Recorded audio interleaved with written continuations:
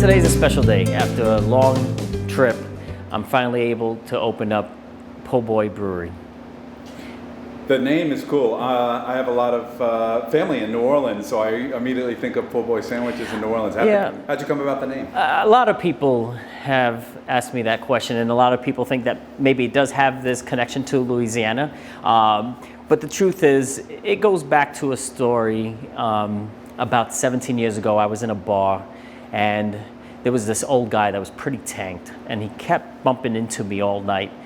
And the week before, I was at one of the Connecticut casinos, and they gave me a wooden nickel, and I had that in my pocket. And after about 2 hours of this guy bumping into me, he kept asking me, can I buy him a beer? And finally, I just got frustrated, and I just turned to him, I'm sorry, sir, I can't buy you a beer because I'm nothing but a pool boy. And I took out this wooden nickel. I said, you see, I've got nothing but a wooden nickel in my pocket. And I took off my hat, and I just held my hat to my heart, and he just thought that was the funniest thing in the world, and then proceeded to buy me drinks for the rest of the night. And then it just stuck with me, and I was the po' boy since. That's a great story. It really is. Thank you. Tell me a little bit about the journey to get to where you are now. I know it's not easy to do this. It's not going to be easy going forward. Craft brew is really happening on Long Island and continues. So just give me a brief story about why you said, hey, I got to do this. Well, the truth is, going back about 10 years ago, I wasn't really still into beer. I was a big wine drinker. I did like a lot of spiced rums and tequilas, and sometimes you just can't have them, especially if you had too much the day before. And I was down vacationing in Busch Gardens, and they used to have the brewery tour at Budweiser. And they got rid of that, and they had a beer appreciation class instead, where they, there was probably a room full of 30 people, and they taught you about the products they sold, but the aromas from the brewery were coming into that room, and I just fell in love with that aroma. And I then started visiting John Harvard's brewery that is now closed, and I started getting into the beer. At that point, once a month, I used to see like a group of people coming into that location. They used to come like locusts and then leave like locusts. And, I asked the bartender, what was that about? And they told me it was a homebrew club. And interestingly, a couple of weeks after that, I was sitting next to the president of that homebrew club, and started talking with him. And he said, why don't you come down to the meeting? And I went down, and then the following week, they had he was teaching people how to brew out of his backyard. And I went, and I said I could do that. And then I just started homebrewing. And I didn't really take it up seriously until about 2009. I started entering some local competitions. And a year later, I won my first award. And then within 4 years, I had won 34, 36 awards. And I won the most awards on Long Island for that period. And I knew a bunch of people that were opening up breweries, and along the way, some of those people I had helped brew, and I thought, why shouldn't I do this? This is the main tasting room of Po' Boy Brewery. I consider myself an earthy kind of guy, and I like to bring the outside in. And with a name like Po' Boy, you would expect also some sort of, outdoor bayou type of theme, and I think I've created that here. In the tasting room, we will offer 4 beers and 4 ciders for a total of 8 taps. And one thing to point out, I'm the only brewery and the only farm brewery on Long Island that is licensed to make hard ciders and and to serve hard ciders in the same location. I have some people trying to find out if I'm the only one in the state as well. But I'm definitely one of the few breweries in the country that can do that. That was another process that took another 1.5 years to get that licensure. But having this location with the smaller units that I have, I'm easily able to do that. So this is people can come in. What will be your hours? The hours currently would be Thursday and Friday from 4 to 8 p.m. and Saturday and Sunday 12 to 6 p.m. The idea also is to have live music going on every week. I want this to have a nice laid-back feel, something that's non-pretentious that you can just come by and enjoy, and it closes early enough that you can get back home to your family or go out to eat and support the local businesses in the area. Now, are you allowed to take beer from here and put it in growlers and sell it? And are you doing that? Yes, the idea also is if you want to purchase growlers to take home, we certainly will fill them. During the grand opening period, which is a couple of weeks, we're not going to be able to do that because of the anticipated, turnout, and it really can slow down the process and the flow. We have 4 beers, 4 ciders. Today we'll be pouring a golden ale. That's called Days of Ray. The next item is called Old Kentuckian. It's based on a historical beer done in Kentucky. The people that worked in distilleries, at the end of the day, they would take the mash home, and that's the ingredients that they use for making whiskey. They would take that, they found that there was still enough sugar in it to take it home and make a beer off of it. And it's one of the few American beers that was actually made here in America, or created in America, I should say. And this is a beer that's made with corn. It's light. It's 4 and I think it's 5% alcohol. Might be 4.8% alcohol, 5.1%. Sorry, and very easy to drink, but it has a ton of flavor. The next product is called Darkle. It's an Irish stout. If you like Guinness, this is the kind of beer for you. What I would say to people that come in and they think dark beers are too heavy, that's really not true. This is a 4.5% alcohol. If you like coffee, if you like hot chocolate, this is something you can try, and it's very approachable to you. The last beer we have today is called Hopalescence. It's an American IPA, and it's made with hops that taste very resiny, very piney, a lot of citrus flavors, and that's still the #1 beer being sold in America, IPAs that is. So that's something I think in the beer category, at least something for everyone. I know one of the things that makes you different than some other breweries is your selection of cider. So tell me about that. Okay, so ciders are a fermented product made from apples. You throw in yeast, and the yeast eats the sugars, and it creates hard ciders. That being said, I find personally a lot of the ciders that are made a little bit too sweet, and they taste a lot like Jolly Rancher green apple candies, which I'm not a fan of.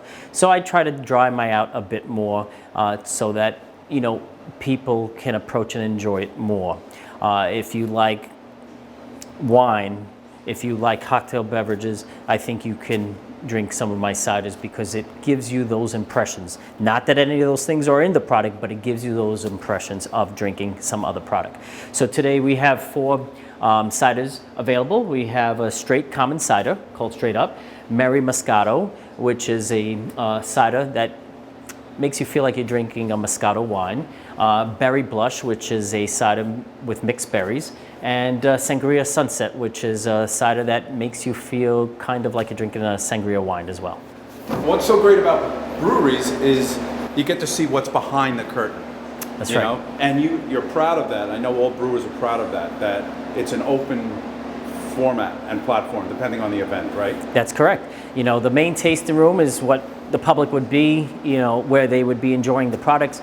Back here would be where the product is made, and for special events that I will be able to, hold. At the same point also, I'm also a recognized beer judge, and if you come here and you want to be educated on beer, cider, the appreciation of it, how to taste it, I will be happy to do that. And I will be giving tours on Saturdays and Sundays, 1 tour, and we will go through a process of the history of beer, how to make beer, where it happens, and then when you come back into this area, we will have just a small discussion on how to taste beer and cider. This is what I called the cold room quarters. It's designed to feel like a little courtyard.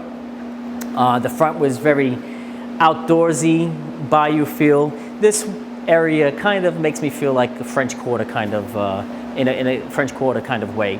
Like I said, this would be for educational purposes, and this is where we would end the tour. So this is the cold room quarters, the courtyard where you get education, but really I called it that because this is where I have the fermenters. You may have not seen some out here, and that's because they're on wheels and they're getting chilled, and I've been using them to make beer. And as I grow, you'll see more out here. But to start off, this is what I have.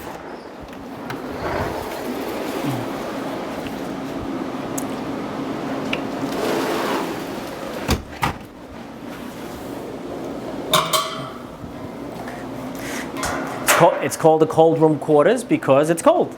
And you know, all these fermenters, like I said, are on wheels. I went with this because I used this in the prior location that I was at, and it gives me the opportunity to open up the tops, clean them, and do everything here in-house. Otherwise, all the kegs that you would fill, like these guys down here, they would have to be individually cleaned, and that's time consuming. It's easier to do one big can than 18 of the smaller ones.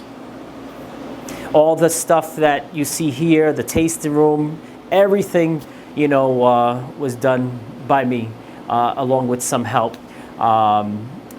And that's what made this process very exhausting. One, because, you know, I am not Donald Trump, and I don't have all the money in the world, and this was the way to save money. And I've been doing work on, you know, things over the years, especially in my house. So I had what I felt was a foundation to allow me to do, you know, a lot of these things on my own. Okay, then we get the actual manufacturing. Do we call it manufacturing still? Yeah, it's still called manufacturing, and that would be correct. This whole open space is where, you know, the product is made. And when I do the beer tours, I will also go through some education and how someone like me is able to get to where I am today. We'll go through all the education, and we'll go through some history, and, you know, basically, you know, how to taste the product in the end. The main products that are in beer, for those of us that don't know, are here in front of us, right? Yeah. There's only 4 ingredients that go into beer. Beer. Basic beer. You have hops, malt, water, and yeast. 95% of the beer is water. Now, you can add other things to beer to flavor it along the way, spices and so forth, but the basic foundation of any beer includes those 4 products. Okay, what do we have here? These machines that look like they're in Batman. I didn't notice the Batman. Okay, well, I have a 3-barrel system here. What that allows me to do is make 90 gallons of beer at a time. Bottom line, you have to have money to purchase bigger equipment. This is what I could afford, but most importantly, I went with the smaller system because it allows me to make beer on a more routine basis. And if you come one week and have an IPA and a Pilsner, the next week you come back, I most probably will not have it. So the taps will always be rotating. And that's important for me because I actually get bored, you know, with drinking the same thing. And this is the way I do it at home. At home, I would always have at least 6 taps going at one time. Because one day you might wake up and you want a Pilsner, the next day you might want the IPA. So that's the same approach I'm going to take here. Fantastic. All right, the tools of the trade over here. So, yep, these are just some stuff that I use. The beauty of this location, I've got a lot of open space and I can grow. And that was also important. I had tall ceilings so I can put bigger fermenters if I'm blessed with that ability. Here is where I do the ciders. So what we have going on is ciders. Because I have this special license to do beers and ciders location, there's a lot of federal laws that are involved that that I have to follow. So this space is considered an alternating space. What does that mean, bottom line? When I make cider out here, I cannot make beer. And that's why I have everything on wheels so that I can move things out, bring them into the areas where they're going to be served and be taxed so that I can free this up and make it exclusively for cider. The 2 plastics, you might see a difference. The plastic ciders are The plastic fermenters are fermenters that I started with 2 years ago in the Farmingdale location. I was just trying to see if it's something that I wanted to do. I brought these plastic fermenters, I drilled holes, I added these valves on it, and it works very well for ciders. These containers here, is this something that typically would go to a bar? That's correct. These, what you see here against the wall, these are kegs. They're filled with beer, and then you distribute them to other areas.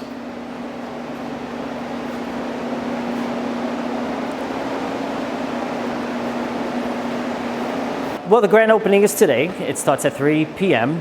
It'll go from 3 to 9 today and all weekend long. Tomorrow the hours would be 12 to 6. Sunday would be 12 to 6. And leading up today, I was pretty exhausted. I have been exhausted for the last few months, especially with working the primary job. Then I go pick up my daughter, wait until we can all spend time as a family, and then I would come here at night and work anywhere from midnight to 2 in the morning. These last couple of weeks was, every night to 2 in the morning. And I was pretty exhausted, and I was not really ready to feel that excitement until this morning. I made sure I got good rest last night, and I'm pretty happy right now. So one of the things that I will never forget is where I came from. My roots started in home brewing. I still will promote the home brewing process. I will promote all the beer clubs that are on Long Island. The biggest ones is Long Island Beer Malt Enthusiasts, Brewers East End Revival. Both of those are out here in Suffolk County, and Homebrew and Hand Grenades, and they're located in Nassau County. And along the years, we've all become friends and families, and this little area is dedicated to some of those past experiences that I shared with them, and that's just what I want to keep.